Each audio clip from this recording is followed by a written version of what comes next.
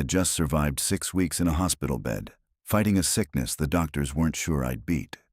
I walked out of there weaker than I've ever been, but I walked out on my own 2 feet. All I wanted was to unlock my front door, sit in my own chair, and breathe in the quiet of my own house. Instead, I stood on my front steps with a hospital bracelet still on my wrist, staring at a lock I didn't recognize, and a legal notice taped to my door with my daughter's name printed at the bottom. My suitcase, my clothes, even the framed photo of my late wife were piled on the porch like trash.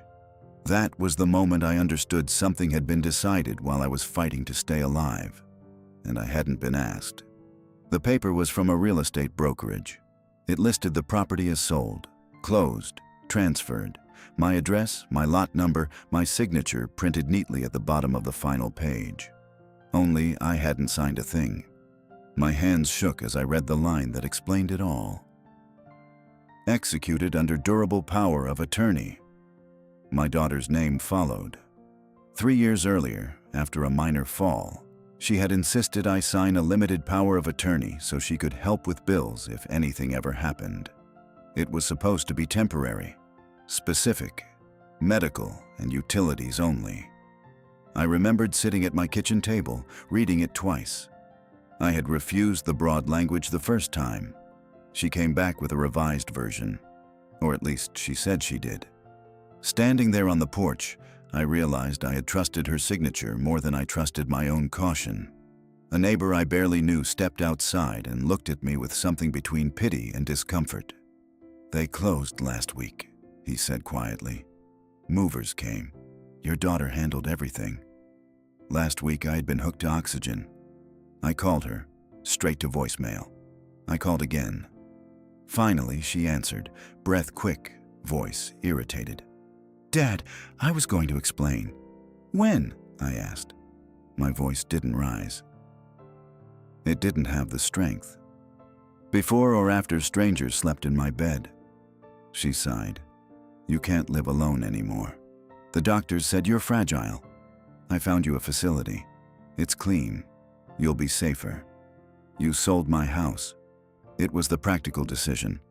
The market's high. We needed liquidity for your care. I never agreed to that. You signed the power of attorney." There it was. Calm, legal, final. I looked down at the notice again. The closing attorney's name. The filing number with the county clerk. This wasn't a misunderstanding. It was paperwork, processed, recorded. You moved my things onto the porch. They were going to stage the house. Stage it. My wife's photograph had been staging clutter. "You need to be realistic," she said. "You don't have that long, Dad. It's better this way."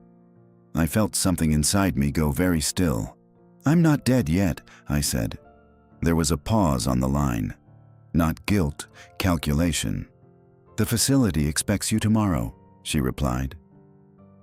"Please don't make this harder than it has to be." That was when I understood she wasn't worried about my health. She was worried about control. I didn't go to the facility the next day. Instead, I took a cab straight from my porch to the county clerk's office with that notice folded in my jacket pocket. I was still weak. Walking across the marble floor felt like crossing a football field. But I made it to the records counter and asked for a certified copy of the deed transfer. The clerk slid the file toward me. There it was, my house, sold for cash, below market value by almost $80,000. The buyer was an LLC I didn't recognize, and attached to the sale was a full durable power of attorney. Not limited, not specific. Broad authority over all financial and real property transactions. It had my name. It had my signature. But it was not the document I remembered signing. The date on it was from 2 years ago, not 3. And the notary stamp was from a bank branch I had never stepped foot in. I asked the clerk for a copy of the recorded power of attorney. She printed it without comment. People see family betrayals every day in those offices. They don't react anymore. I stepped outside and sat on a bench. I stared at that signature for a long time. It looked like mine, but slightly tighter, less fluid. as if someone had practiced it. I called the closing attorney listed on the deed. He answered in a careful, rehearsed tone. All documents were executed properly under a recorded power of attorney. We verified authority before closing. Did anyone speak to me? I asked. There was no legal requirement to do so, sir. Of course there wasn't. That afternoon, I called an attorney of my own. A man recommended years ago by a friend from church. I hadn't spoken to him in over a decade. He agreed to meet the next morning. When I laid the documents on his desk, he read them slowly. He didn't interrupt. Didn't soften anything. This is either elder financial exploitation, he said finally, or a misunderstanding with catastrophic consequences. It's not a misunderstanding, I replied. He nodded once. If that signature was forged, or if the power of attorney was altered after you signed it, that's criminal. If she exceeded her authority under a legitimate POA, that's civil liability and potentially criminal as well. I felt my pulse in my ears. Can I get my house back? I asked. He leaned back in his chair. If the buyer was complicit, possibly. If they were a good faith purchaser relying on recorded authority, it gets complicated. But we can file to freeze the proceeds immediately. Proceeds? He looked at me. Your daughter would have received the funds. I had been fighting to breathe in a hospital bed while my daughter wired away the value of my entire life. The attorney folded his hands. We need to move fast. For the first time since standing on that porch, I didn't feel weak. I felt awake. My attorney filed a motion that afternoon to freeze the sale proceeds. If the money had already been transferred out of escrow, we wanted it traced before it disappeared into layered accounts. By evening, we had confirmation.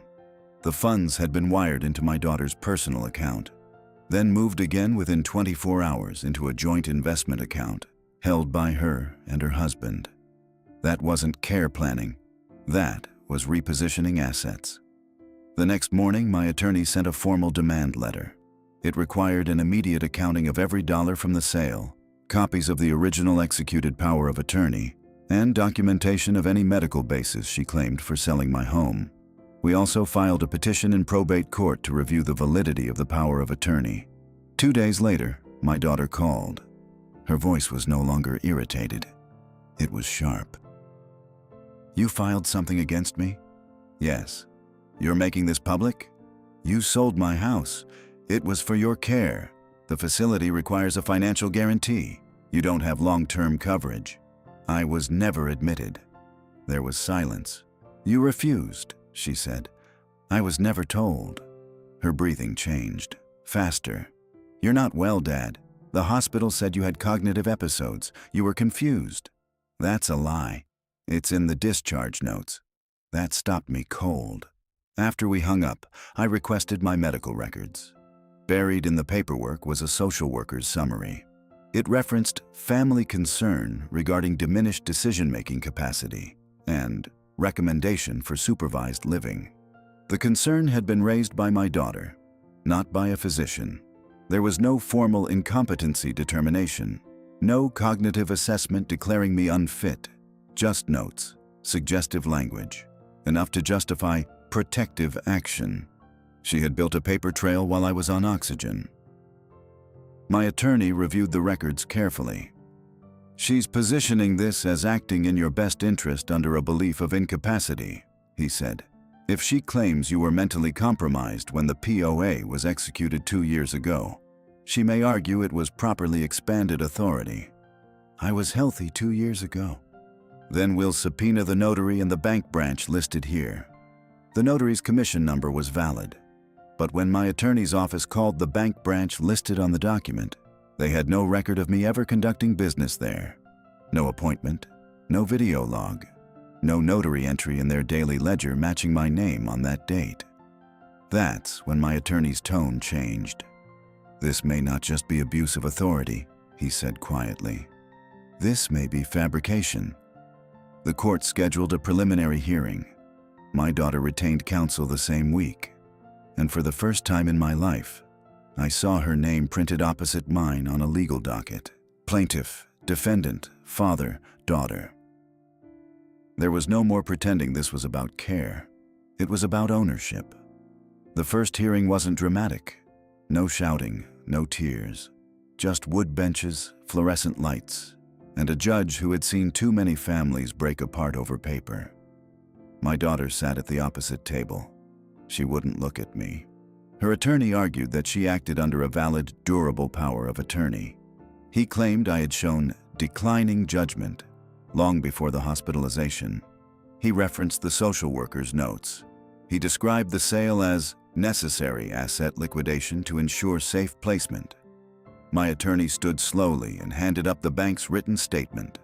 No record of my presence on the date the expanded POA was supposedly notarized. No ledger entry, no surveillance confirmation. The judge's eyebrows lifted. Then came the detail that shifted the room. The notary signature on the POA matched a commissioned notary who had retired 6 months before the execution date listed on the document. Retired. Commission expired. The courtroom went quiet. My daughter finally looked at me. Not with anger, not even fear, with calculation. Her attorney requested a continuance, claiming administrative error. The judge denied dismissal but ordered forensic examination of the signature and full subpoena of the closing records, escrow communications, and electronic wire transfers. He also issued a temporary injunction freezing the remaining funds. When we stepped outside, my daughter caught up to me in the hallway. "You're destroying everything," she said under her breath. "I didn't forge my name. You would have lost the house anyway. You can't maintain it." "That wasn't your decision." Her jaw tightened. "Mom always said you were stubborn." That word hung there. Always. This hadn't started in a hospital. It had been building. Over the next 3 weeks, more came out. The buyer's LLC traced back to an investor who had purchased 3 other properties under similar circumstances. Homes sold by adult children acting under POA for aging parents. All below market value. My daughter had communicated directly with the investor before my hospitalization. Emails recovered from escrow showed she initiated valuation inquiries months earlier, before I got sick, before any so-called cognitive decline. She had been planning liquidity long before oxygen tubes and discharge notes. The forensic report came back next. The signature on the expanded POA was highly likely simulated, not a natural variation. Not mine. When my attorney placed the report in front of me, he didn't say much. "We amend the petition," he said. "Fraud, forgery, financial exploitation." I nodded. The next hearing would not be procedural. It would be decisive. And for the first time, my daughter's lawyer filed something different. A motion to settle. But I wasn't interested in quiet money. I wanted my house. The settlement offer came in quiet and clean. Full reimbursement of the sale price. An additional payment labeled relocation inconvenience. A clause requiring confidentiality and immediate dismissal of fraud allegations. No admission of wrongdoing. My attorney slid it across the desk. "She's trying to contain exposure," he said. "If criminal charges stick, it won't just be civil liability. Forgery of a recorded instrument is a felony." I read the offer twice. "They're not offering the house," I said. "No, the investor has already begun renovations. If we unwind the sale, it becomes complicated. He'll argue good faith purchase." Complicated meant expensive, but we had something stronger now. During discovery, subpoenaed email metadata revealed the original power of attorney document had been created on my daughter's home computer. The file properties matched her device ID. The timestamp preceded the supposed execution date by 9 days. It wasn't a misunderstanding. It was manufactured. The prosecutor's office had opened a parallel review after the forensic findings were submitted by the court. That changed her tone completely. She called me again. No anger this time, no sharpness, just strain. "You're going to send me to jail over a house? You forged my name. I was trying to protect you." "From what?" "Silence. You were getting old," she finally said. I let that sit between us. "I am old," I replied. not dead. The next court appearance wasn't loud either. These things rarely are. Her attorney withdrew the defense claiming valid authority. They conceded the expanded POA could not be authenticated as properly executed. They pivoted, claimed stress, claimed panic over my hospitalization, claimed poor judgment under pressure. The judge didn't look moved. An emergency motion was granted to rescind the deed based on fraudulent instrument. The title would revert pending final adjudication. The investor retained right to pursue damages separately against her. That was his problem. The court also ordered a full accounting of the sale proceeds and froze her joint accounts. When we stepped outside afterward, reporters weren't there. No spectacle, just quiet consequences. She stood 10 feet from me on the courthouse steps. "You could have just taken the money," she said. "That wasn't yours to give. You're alone now." I looked at her for a long moment. "No," I said evenly. "I'm just not controlled." She had mistaken my age for surrender. That mistake was about to cost her everything she tried to take. The title officially reverted to my name 32 days after I stood on that porch with a hospital bracelet still on my wrist. 32 days. The investor filed his own civil claim against my daughter for damages tied to the fraudulent transaction. Construction stopped. Permits were suspended. The house sat half-gutted for a week before the court issued an order allowing me access. When I walked back through my own front door, the floors were covered in protective paper. Cabinets had been removed from the kitchen. My wife's rose bushes had been torn out for curb appeal. It didn't feel like victory. It felt like evidence. My attorney advised installing immediate safeguards. We filed revocation of all prior powers of attorney, recorded it with the county, notified every bank, every financial institution. I transferred control of my accounts into a trust managed by a fiduciary firm, not family. No more informal arrangements. The prosecutor's office offered my daughter a plea agreement. Reduced charge in exchange for restitution and admission of forgery of a recorded instrument. She fought it at first. Then the metadata report was certified. Then the retired notary gave sworn testimony that he had never signed the document. Then the escrow officer confirmed she had represented herself as holding full and unquestioned authority. The plea was entered quietly. Probation, restitution, permanent record. She didn't look at me during the hearing. When it ended, she walked past without a word. I went home that afternoon and sat in my stripped kitchen on a folding chair. Sunlight came through the same window where my wife used to stand washing dishes. The house needed work, repairs, money, but it was mine. A week later, I received certified confirmation. The frozen proceeds had been returned to escrow, less documented transaction costs. The court ordered her responsible for those as well. I changed the locks myself this time, slowly, carefully, every turn of the screwdriver steady. Neighbors watched from across the street. Word travels in quiet neighborhoods. One of them walked over and said, "Glad to see you back." "So am I answered. Inside, I placed my wife's photograph back on the mantel. Not staged. Not stored. Exactly where it belonged. There was no celebration, no speeches, just paperwork completed, authority restored, and a deed recorded properly under my name. She had told me to find somewhere else to die. Instead, I reclaimed where I live. 3 months later, the criminal case closed. Restitution was paid in full. Court costs assigned. The felony reduced under plea terms, but the record remained. The judge addressed her directly before sentencing. "Age does not equal incapacity," he said, "and authority does not equal ownership." She nodded without expression. I didn't speak. When it was over, she turned toward me like she might say something, an apology, an explanation, a final attempt at framing it as protection. I met her eyes once, then I walked out. The house repairs took longer than I expected. Insurance wouldn't cover damage caused during a fraudulent sale. I paid contractors from the returned proceeds, new cabinets, replanted rose bushes. Restored the original oak floors. I installed cameras, updated the deed records, filed a transfer on death designation to a charitable foundation I had quietly supported for years, one that funds elder legal aid. Not family, not negotiable. The fiduciary firm managing my trust required in-person verification for any change. 2 signatures, 2 witnesses, recorded sessions, no shortcuts. A certified letter arrived one afternoon. My daughter had petitioned the court to modify probation terms to allow relocation out of state. The filing listed strained family relationships as part of the hardship.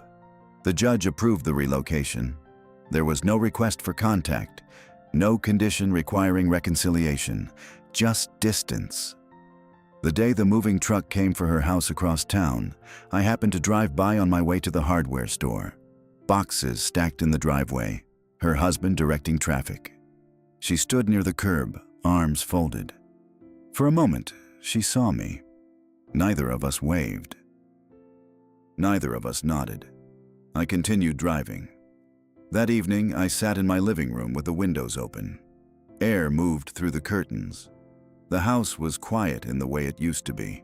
Solid, grounded. My name sat alone on the deed, recorded, verified, uncontested.